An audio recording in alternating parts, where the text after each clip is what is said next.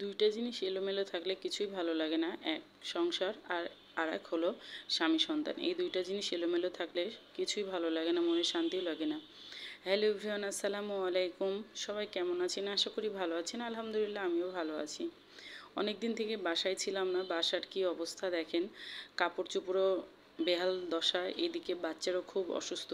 বাচ্চাকে ডক্টর দেখিয়ে নিয়ে এসেছি, একটা ওষুধও খাওয়ানো হয়নি, কারণ তার প্রচণ্ড জ্বর, কিছুই খাচ্ছে না, শুধু কান্না করতেছে, চোখ মুখ সব ফুলে গেছে, এতটাই জ্বর, 102 জ্বর, খুবই কান্না করতেছে।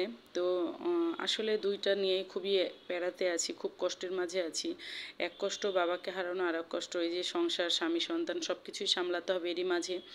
তো আমাদের জন্য দোয়া করবেন। বাচ্চাকে ডক্টর দেখাতে গেছিলাম, সেখানে প্রচণ্ড ভিড় ছিল, অনেকটা সময় সেখানে পার করতে হয়, প্রায় 5 ঘন্টা সময় পর ডাক্তারকে দেখাতে পেরেছি। বাচ্চাকে দেখিয়ে নিয়ে বাসায় এসে তারপরে কোনো ওষুধ তাকে খাওয়াতে পারিনি।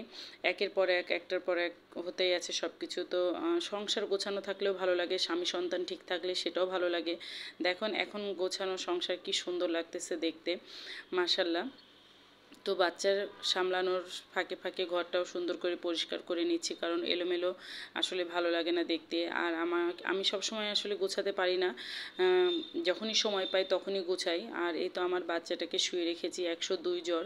আমার বাচ্চাটার জন্য সবাই দোয়া করবেন, আমাদের জন্য দোয়া করবেন, আমার সংসারের জন্য সবাই দোয়া করবেন। সবাই ভালো থাকবেন, সুস্থ থাকবেন।